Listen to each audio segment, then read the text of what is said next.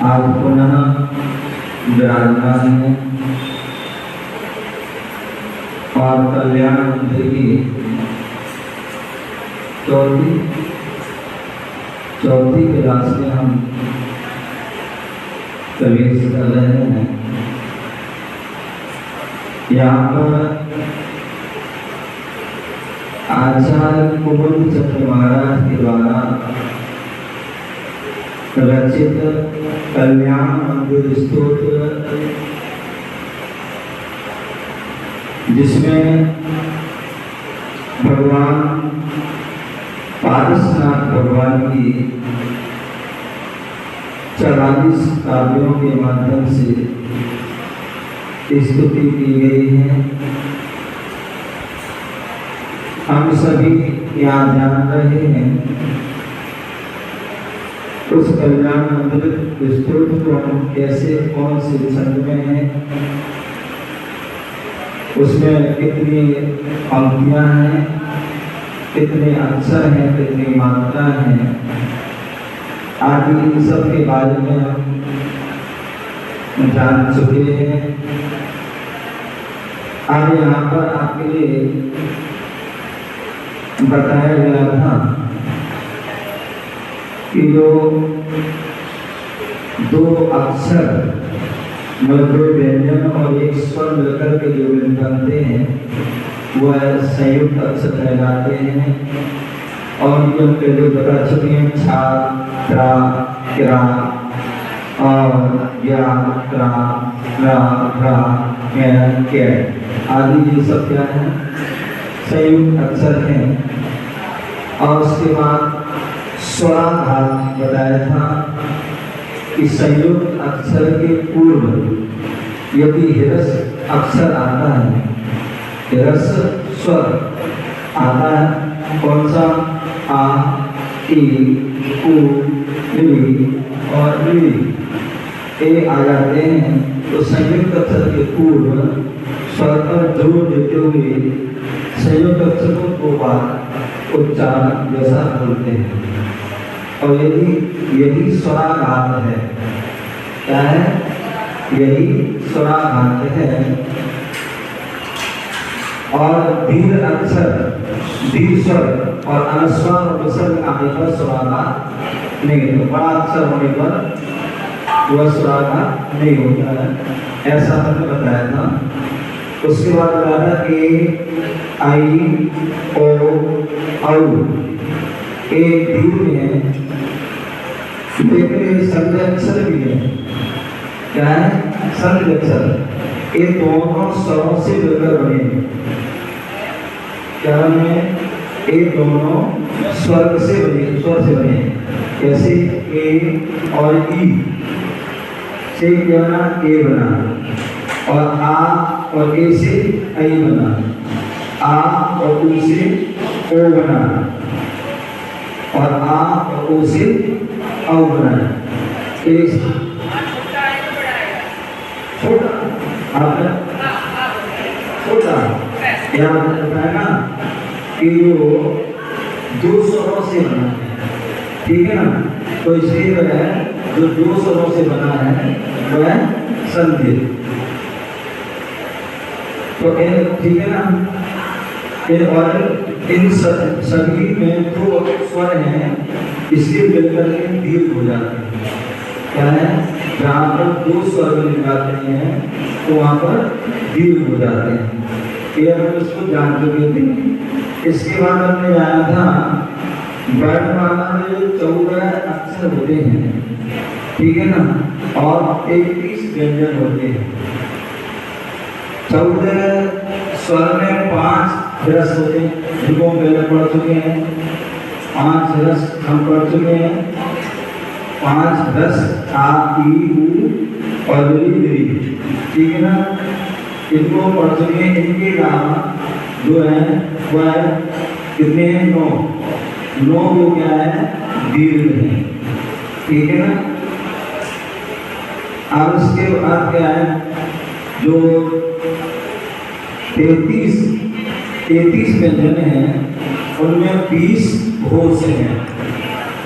क्या है? 20 घोष हैं और 13 अघोष हैं। तो 13 यहाँ पर अघोष की बात बता रहे हैं। बताया था का, खा, चा, छा, का, खा, टा, खा, पा, खा और सा, शा, शा, ये तीनों सा। तो इस प्रकार से 13 क्या होंगे अब इनके अलावा जो है वह क्या है 20 जो है घोष है। ठीक है ना। इस प्रकार अरे आप पहले लिखो तो सारा अभी पूछोगी ध्यान से सुनो। ठीक है ना। आप बोलो जो अक्षर मुंह से बाहर आते हैं वह स्वर सहित वह जो मुंह से अंदर ध्वनि होते हैं उन्हें हलंत अक्षर या व्यंजन कहते हैं। क्या बोल रहा जो मुंह से अक्षर बाहर आते हैं एक सा आदि कोई बोलते ना तो जो मुख से आ रहे हैं और कोई अंदर होते हैं। तो जो मुख से बाहर आते हैं वे स्वर सहित हैं। क्या है जो मुख से बाहर आ रहे हैं वो स्वर से सहित है। तो व्यंजन हमेशा स्वर से रहित होगा। ठीक है ना। तो जो स्वर सहित है वो मुख से बाहर आता है और जो मुंह के अंदर जैसे आदिशा होने आदिशा होने क्या अंग्रेजी में बोलना पड़ता है। यदि आप बोलेंगे स्कूल बोलोगे तो संस्कृत की भाषा में आप गलत बोल रहे हैं। सा जो है साइलेंट होता है और उसको बोलते हैं तब वो सही माना जाएगा। सा स्कूल तो जो है सा अंदर होगा कुल बाहर होगा। तो क्योंकि वो स्वर से रहते हैं और जो स्वर से सहत है तो उसको हम पढ़ते हैं कोई भी पढ़ते हैं तो उसको वो बाहर आता है। सा शक्कर जो बोलते हैं कोई भी सड़क ये शब्द सहत है तो वो बाहर आ रहा है। जो आगे का है या कोई भी है आप उसको बोलो उसको तो अंदर बोलना पड़ेगा। ठीक है ना। तो जो अक्षर मुंह से बाहर आते हैं वो स्वर सहित और जो मुंह के अंदर ध्वनि होते हैं उन्हें हलंत या हलंत अक्षर कहते हैं या व्यंजन अक्षर कहते हैं। जैसे माँ के नीचे में हलंत लग जाता है तो हम क्या बोलते हैं तो व्यम। तो हम माँ को अलग से नहीं बोलते हैं कोई याद नहीं माँ बोल देते हैं। ठीक है ना। ऐसे कोई भी कर्म तो जो गलत अक्षर है उसको जो है पहले बोल देंगे तो इसके अंदर ही बोल देंगे तो इसके उसमें जहाँ पर हलत हो या हमें वो कहते हैं कौन से जो अंदर बोले जाते हैं और जो बाहर आते हैं वो जो है स्वर सहित। ठीक है ना। इस प्रकार से हम यहाँ पर उसको जानता है। आगे यहाँ बताने ए अगला में ए और ओ के बाद ए और ओ अरे आप लोग क्या कर रहे हैं आपने क्या कहा तो कहा और ये आप ध्यान से सुनो। मैंने क्या कहा ओ कहा है और कहा है ओ माना ओ तो बोले हुआ ओ माना ओ होता है ना ओ हुआ। अब मैं ओ बोल रहा और नहीं बोल रहा। ठीक है ना। तो क्या होगा ए और ओ के बाद कहीं पर क्या होता है ठंडा का मतलब एस बना होता है। क्या बना होता है एस बना होता है। क्या बना होता है बना होता है पांच ठंडा का एस इंग्लिश का एस बना दीजिए। ये बीच में बना होता है दो शब्द के बीच में क्या है? एक वही तो बता कुछ स्थान।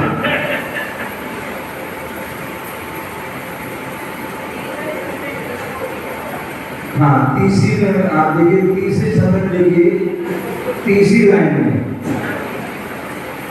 दृष्टोपी, ठीक है ना, ठीक है ना, बनाए ऐसे।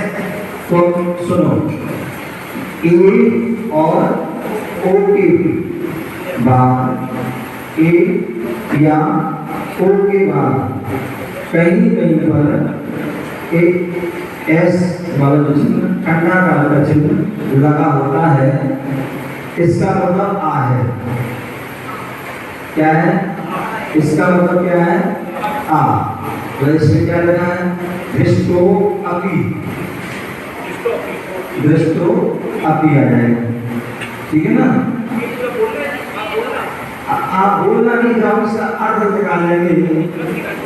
दृष्टो मतलब क्या है? साइड है ना, तो इसके उसको दृष्टोपी हो जाएगा।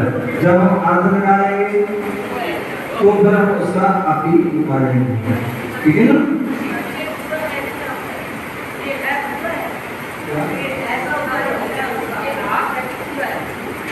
ठंडा काल जो चिन्ह है, हाँ, उसको जो है जब अगर बोलेंगे या अर्थ निकालेंगे तो हम उसको बोल सकेंगे, ठीक है ना। मैं बाकी जब छंद में पढ़ेंगे, जिसको भी हाँ अभी बोलोगे तो उसकी जो है लय टूट जाएगी, ठीक है ना। तो इसलिए जो है उसमें अक्षर ही बढ़ जाएंगे। लेकिन जब हम संधि विच्छेद आदि करते हैं तो उसमें फिर आ हम कर देंगे, ठीक है ना।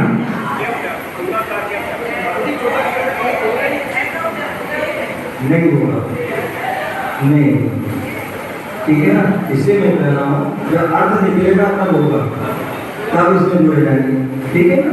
तो उसमें जो उसमें नहीं होगा, इसलिए आप उसको गिनेंगे अक्षर तो आप उसमें जरूर गिनेंगे 1 2 3 4 5 6 7 8 9 10 11 12 13 14, उसमें नहीं है। अरे जब हम अर्थ निकालेंगे तब उसको मिलेंगे अभी, ठीक है ना। इस प्रकार से हमें जानना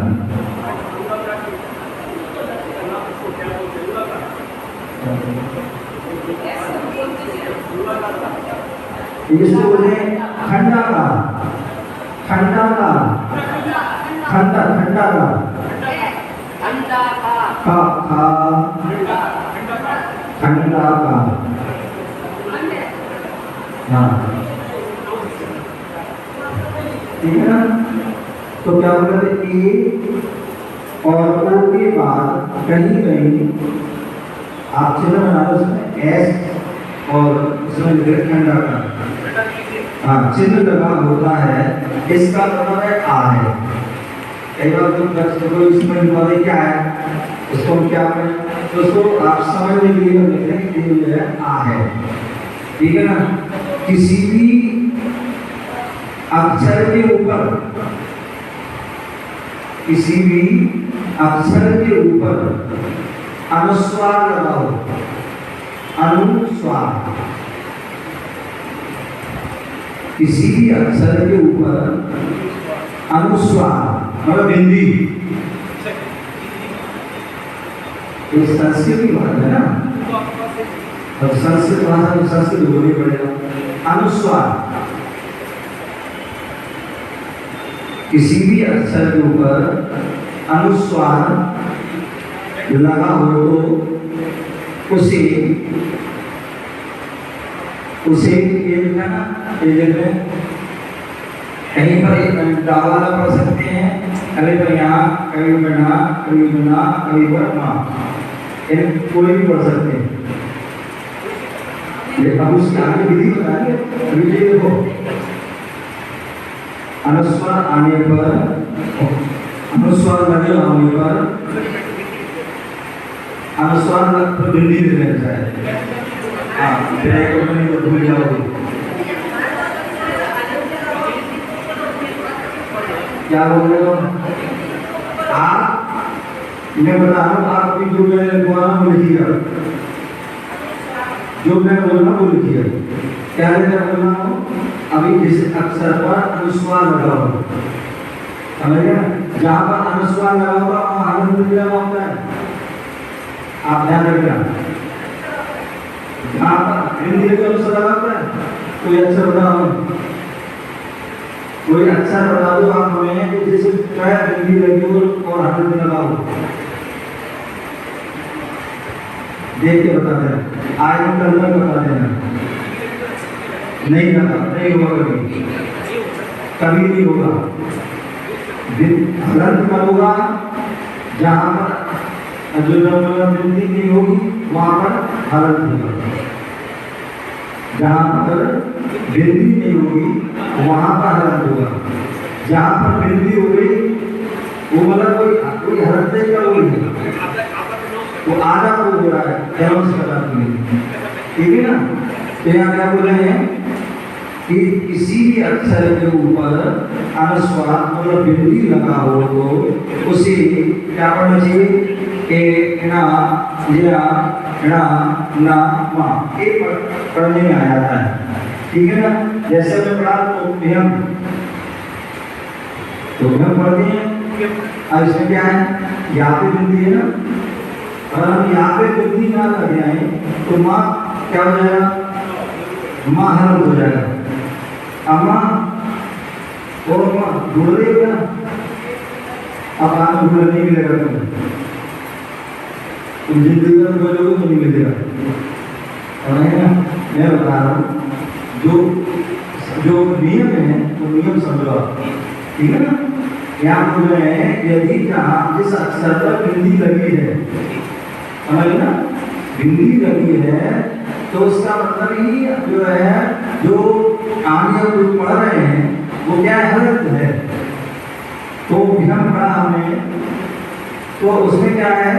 माँ आधा है, हलंत है, या तो आप हलंत लिखो या फिर बिंदी लगा लो, दोनों एक है। या तो आप जो बिंदी लगा दो, बच्चों के लिए या जो पढ़ नहीं पाते हैं, समझ नहीं पाते हैं, उनके लिए क्या कर देते हैं? कोई बिंदी का मतलब क्या है समझ नहीं पाते तो क्या कर दिया? या के बाद जो है बिंदी का लगा के मान लो दिया और हलंत लिख दिया, तो इससे वो समझ जाते, वो पढ़ ही लेते हैं। और क्या कोई नहीं पता होता है कि कहाँ पर ना लगाना है, कहाँ पर वहाँ लगाना है, कहाँ पर यहाँ लगाना है, कहाँ पर ना लगाना है, तो फिर वो गड़बड़ कर देते हैं। तो इसलिए उनके लिए जो है मतलब आधा जो हलंत लगा के वो साथ लिख देते हैं, ठीक है ना? तो इसलिए यहाँ पर क्या बोल रहे हैं कि जो किसी भी अक्षर के ऊपर यदि अनुस्वार लगा हो तो उसे या ना ना और माँ इनमें से कोई एक अक्षर में से उच्चारित करते हैं। नहीं, आप सुनो मेरी बात, बीच में हो तो सुना, पूरा सुनो। जब पूरा विषय हो जाए उसके बाद नहीं आया समझ में फिर आप पूछिए, ठीक है? अभी तो जो जितनी बड़ी बात आ रही है उसमें आप सुनो तो उतने मजा आएगा। ज़्यादा आगे बढ़ जाओगे ना तो तुम्हारे सिर से तो चली जाएगी और कहीं कहीं वो भटक जाओगे, ठीक? तो संस्कृत में क्या है, आप क्रम से पढ़ाया जाता है, समझ गए? और क्रम से पढ़ोगे तो समझ में आएगा एक एक उसका, और नहीं तो क्या थोड़ा सा बीच से हटके हुए ना तो दो समझ से बात हो जाएगा।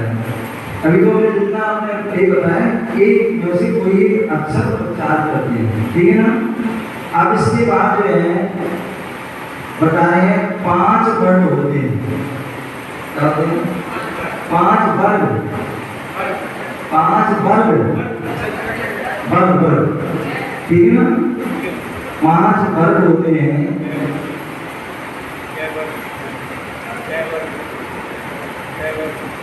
5 वर्ग होते हैं। और कौन सा वर्ग किससे बोलते हैं उसकी बताया जा रहा है। जो 5 वर्ग हैं कौन सा वर्ग किससे बोला जाता है वो भी हमें पता होना चाहिए। ठीक है ना।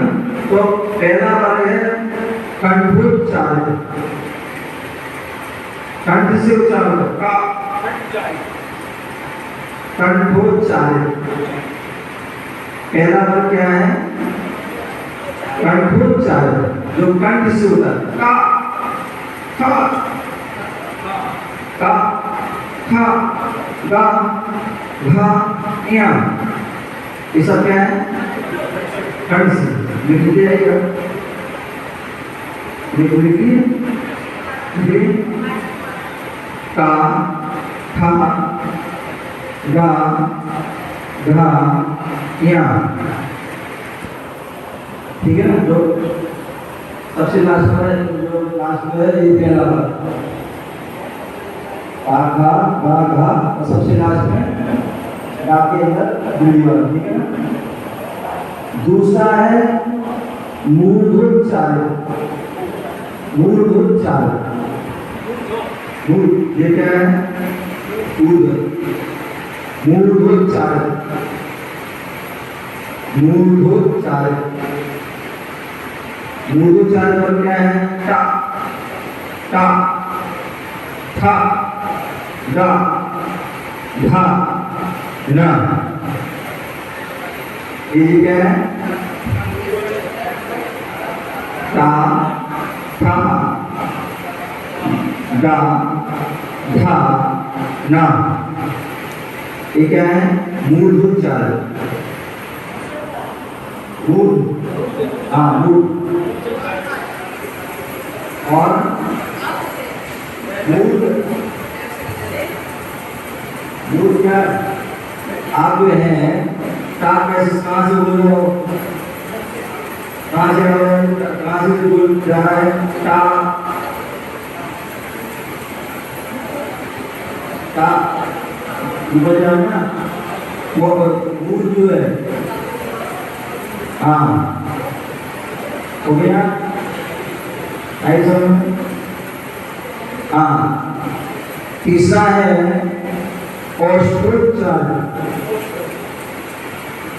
ओष्ठोच्चारण, जो ओठ से, पा, ओठ से, ओठ से जो होता है पा, ओष्ठोच्चारण, ओष्ठो, ओष्ठोच्चारण, ओष्ठोच्चारण, पा, था, बा, भा, मा। और से आएगा एक। अब तालु, एक मूर्ध हुआ और एक तालु, तालुआ, तालोच्चारण।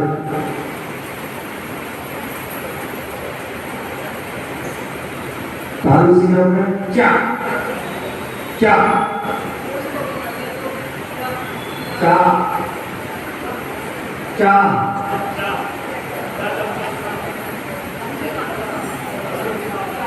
चा,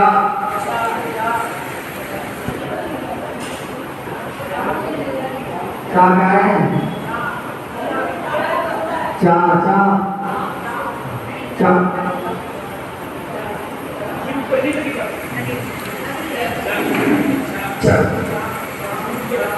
चा। आप सही से बोलोगे, सही बोलोगे तो आपकी तालु से ही बोली जाएगी। चा, चा, चा, झा, और ये। तो इस प्रकार से वह तालुच्चारण है। और दंतोच्चारण, दंत जो दांत से उच्चारण होते हैं। हाँ, ता, ता, दांत से उच्चारण होते हैं। ता, था, ता, था, दा, धा, और ना। लिख लीजिए।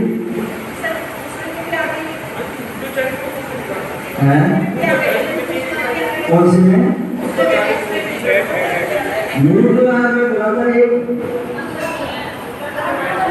एक कंठ जो क्या बोला था मैं, एक ऊपर वाला होता है और एक वो अपन देखते हैं तो अपन जीभ के आगे वो क्या होता है, बोल होता है ना। तो एक वहां से होता है, एक यहाँ ऊपर वाला, ठीक है ना। तो अलग अलग है दोनों। आप भूल गए क्या? ध्यान रखो, मैंने आप कल पहले उसी समय पूछो।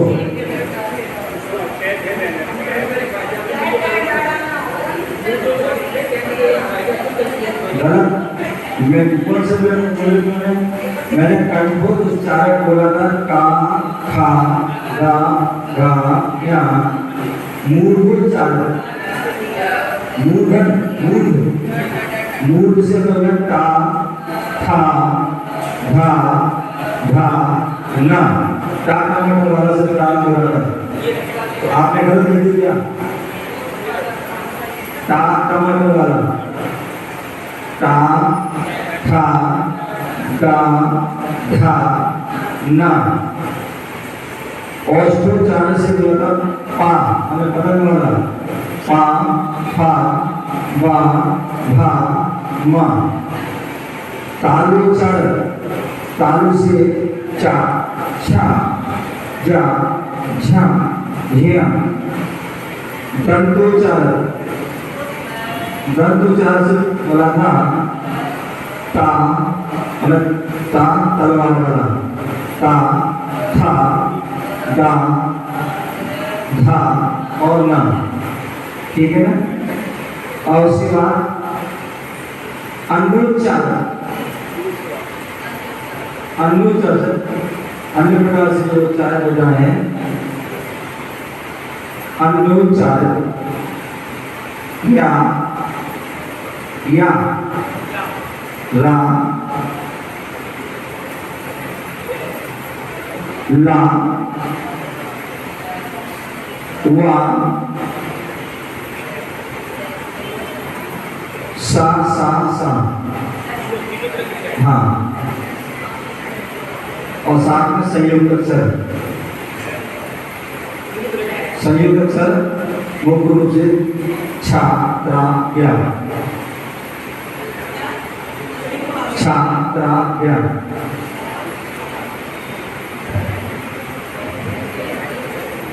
अनुच्चारण में या रा ला वा सा शा शा और हा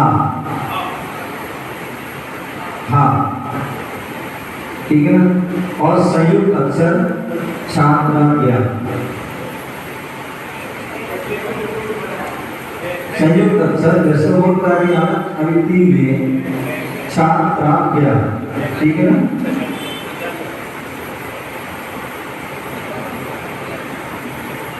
ठीक है, अब यहाँ पर हो गया, हो गया ना, सारा हो गया। अब इसमें कोई पूछना है तो पूछ सकते हैं। अभी बहुत अभी करें तो क्या हो गया ना पूरा है, क्या करना क्योंकि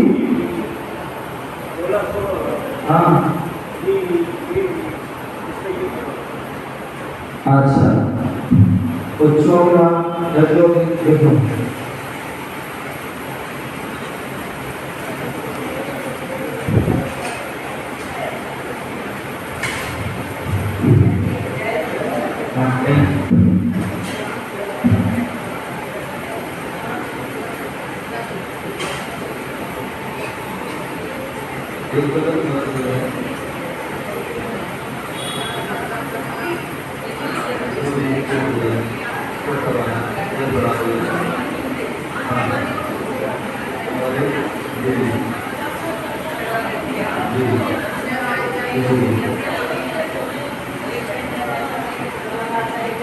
हाँ, तो इस प्रकार से यहाँ पर ये आपके जो है पांच जो है प्रकार के जो है वर्ग होते हैं, उन 5 प्रकार के वर्गों के बारे में यहाँ पर जाना कि हमें कौन सा शब्द कहाँ कैसा बोला जाता है, कौन कंठ से बोला तो कंठ वाला, कोई मूड वाला, कोई औष्ठ वाला, कोई तालु वाला, कोई दंत वाला, कोई अन्य उच्चारण। तो इस प्रकार से हमें बोलते समय हमें प्रयास करना चाहिए कि जो है वह शुद्ध हो, जैसी उसकी विधि हो उसका सही हो। तो हो सकता है भाई हमें हम शुरू से बोलते आ रहे हैं, गलत बोलते आ रहे हैं, लेकिन पूरा प्रयास करें तो उसका सही। ये देखिए एक जो है एक रीढ़ी में एक उसका मोड़ है और डबल रीढ़ी में डबल मोड़ है। उसी प्रकार रीढ़ी और रीढ़ी इन दोनों में जो है जैसे कि अगर ये बात करना ऐसी इसमें जो है छोटी रीढ़ी और बड़ी रीढ़ी होगी और ऐसी रीढ़ी भी छोटी और बड़ी। इसमें आप देखिए कहीं पर जो है पढ़ेंगे जब शब्द आते हैं हिंदी में, संस्कृत वगैरह टीका आदि पढ़ेंगे विशेष, तो उन चीज़ों में ये सब चीज़ आपको जो है एक कैसे कम आती हैं। पहली पहली वाली तो रीढ़ी और रीढ़ी ये तो मिल जाएंगे, और जो डबल वाला जो है बड़ी बड़ी टीकाओं आदि में विशेष जो ग्रंथों में इनको विशेष आता है, तो लेकर हमें फिर का ज्ञान होना चाहिए, ठीक है ना। और हाँ अभी तो वाणी से पूरे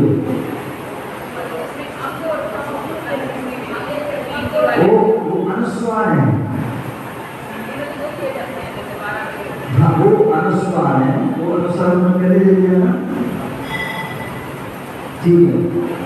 यहाँ पर चलिए और आगे यहाँ पर बोल रहे हैं और आगे बढ़ा है आगे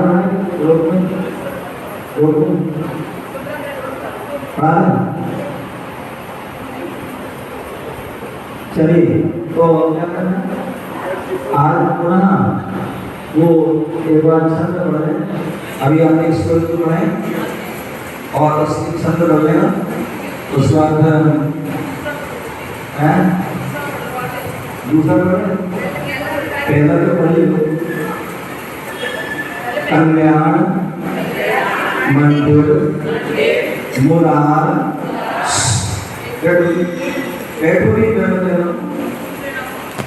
जब आशु को कल्याण मंदिर मुरार मवद देवी गीता परम निंदित माधुर्यम परमम संसार सागर निवज दशेष जंतु पोताय मानम मविनम्ब जिनेश्वरस्य कल्याण मंदिर मुरार मवद देवी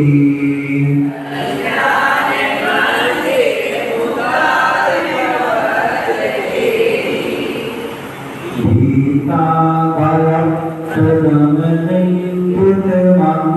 परमं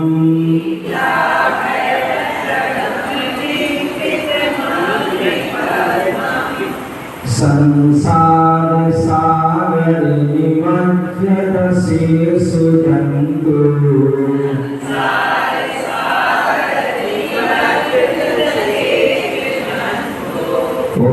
पोतायमान मविनम्य जिनेश्वरस्य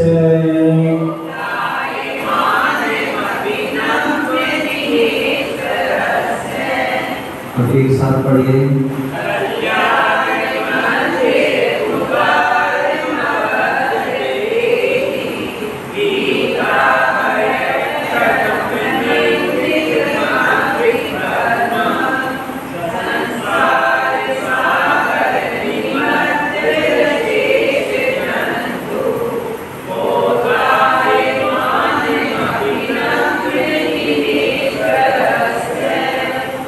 राशि है इसका हुआ।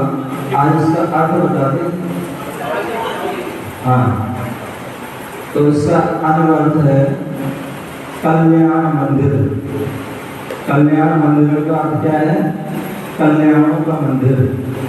लिखते हैं कल्याण मंदिर का अर्थ क्या है?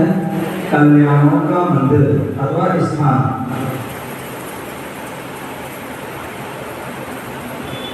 कल्याण मंदिर, कल्याणों का मंदिर स्थान।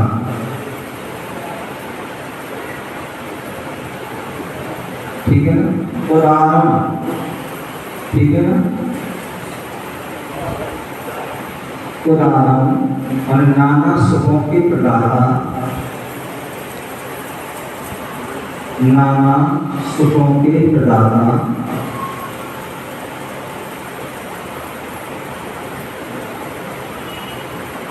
आवर्त वेदी, मवर्त में मानव से आने मिलेगा। तो आवर्त वेदी, आवर्त मतलब पापों का, आवर्त मतलब पापों का भेदन करने वाले। आवर्त मतलब पापों का भेदन करने वाले।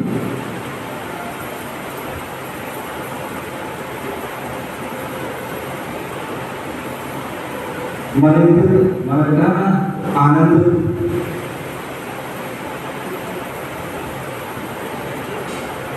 आनंद मतलब प्रशंसनीय, आनंद, आनंद माने प्रशंसनीय। भीता भय प्रलम और संसार व दुखों से भयभीत।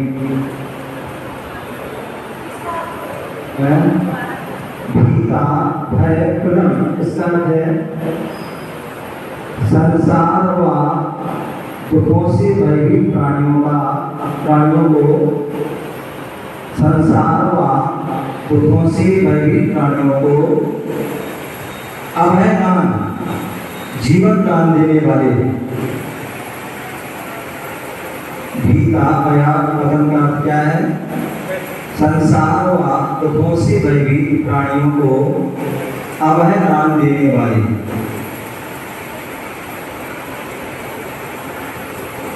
संसार सागर निवर्ज प्रशेष जंतु पोतायमान, इसका पूरा अर्थ है चारों गतियों में भ्रमण रूप, चारों गतियों में भ्रमण रूप संसार समुद्र में डूबे हुए सब प्राणियों को निकालने के लिए, चारों गतियों में भ्रमण रूप संसार समुद्र में डूबे हुए सब प्राणियों को निकालने के लिए नौका के समान, नौका की नाव, हाँ ठीक है ना? चारों गतियों में भ्रमण रूप संसार समुद्र में डूबे हुए सब प्राणियों को निकालने के लिए नौका के समान, ठीक है? जिन्हें सुरस्य जयेंद्र भगवान के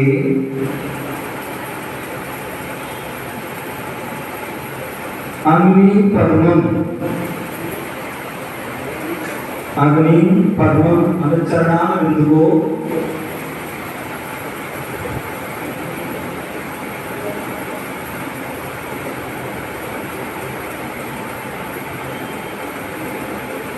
चरणाम बिंदु को अभिनंद, अभिनंद मवि नीचे लगा ना, अभिनंद तो मान से आ निकलेगा जब संधि करेंगे तो अभिनंद, अभिनंद माने नमस्कार करके या स्तुति करूंगा। एक बार पुनः अपन आप चेक कर लें। कल्याण मंदिर मतलब कल्याणों का मंदिर स्थान, कल्याणों का मंदिर ब्रैकेट में हम स्थान भी लिख सकते हैं। उदाहरण नाना सुखों के प्रदाता, अबद्ध वेदी, अबद्धों मतलब पापों का भेदन करने वाले, अनिंदितम प्रशंसनीय, भीता भयाप्रदम संसार व दुखों से भयभीत प्राणियों को अभय दान देने वाले, जीवन दान देने वाले, संसार सागर निवृत्त प्रशेष जंतु बोलता है मानव, मानव चारों गतियों में भ्रमण रूप संसार समुद्र में डूबे हुए सब प्राणियों को निकालने के लिए नौका के समान, जिन्हें सुरस्य, जिन्हें भगवान के अग्नि पद्मन चरणामृत को अभिनम्र नमस्कार करके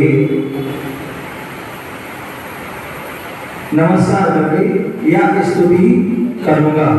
इस प्रकार से आचार्य कुमुद चंद महाराज ने पहले संदर्भ में उन्होंने इसका अर्थ यहाँ बताया, ऐसा उन्होंने भाव किया, ऐसे उन्होंने एक संकल्प किया, प्रतिज्ञा की है।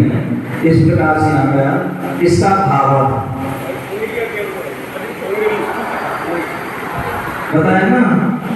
अग्नि पद्मम मतलब जो मग्नि लिखा है माँ में से आ निकलेगा, माँ में से आ निकलेगा, तो अग्नि पद्मम, अग्रम क्या है हमारे शरीर का अग्रम भाग क्या है? सबसे अग्र भाग पहले जो है नीचे से लेके ऊपर जाती ना, ऊपर से नीचे आएंगे। अग्रम जो पहले हैं, आगे सबसे पहले कौन है? पाद है ना, तो अग्रम पद्मम, तो जो आपके जो है क्या है? चरणामृत है, क्या है? जो आपके चरणामृत को अभिनम्र नमस्कार करता हूँ, ठीक है ना? भावा लिख लें, हे भगवान, हे भगवान सर्व सुखदाता, सर्व सुखदाता, पाप विनाशक, इंद्रों से प्रशंसनीय, इंद्रों से प्रशंसनीय, पूज्य, अभय प्रदाता, अभय प्रदाता, संसार में डूबे प्राणियों को जो सहारे हैं, संसार में डूबे हुए प्राणियों को जो सहारे हैं, उन पारसनाथ प्रभु को नमन हमारे हैं, उन पारसनाथ प्रभु को नमन हमारे हैं।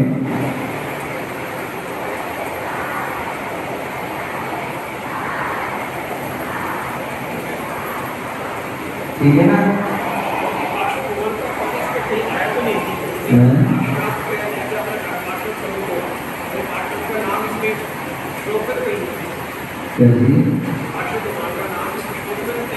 हाँ, दोस्तों ऐसा है कि जो अपने आचार में होते हैं वो अपनी जो है क्या बोलते हैं, जो कोई देखते हैं तो उस समय वो अपने मन में सोचते हैं। कई बार जो है वह संत में सारी चीज़ देते हैं, संत में जाति देती है, वो अर्थ देते हैं, और कभी कभी हो सकता है कहीं शुरू में ना दी लास्ट देते हैं, तो लास्ट में दे दिया कहीं बीच में देते हैं। तो उसको पहले भी जो है हम अपने इस परमात्मा को, जैसे हमारा कोई श्री परमात्मा है, जब इसको हम या हम जिनकी स्तुति करने का लक्ष्य बनाया है, तो तो हम जो है उसको ऐसे रूप में भी कई बार दूसरे में देते हैं, कई बार इस रूप में साइड कर देते हैं, वो अर्थ में उनको दे देते हैं। ठीक है ना। तो इस प्रकार से इसमें जो यहाँ पर ये बताया इसका, ठीक है ना। इसकी जो है रिद्धि मंत्र आदि भी है, क्या है, रिद्धि मंत्र आदि भी इसकी है, तो उसको भी आप चाहे तो लिख सकते हैं, आप चाहे तो लिखना चाहे तो लिख सकते हैं रिद्धि मंत्र।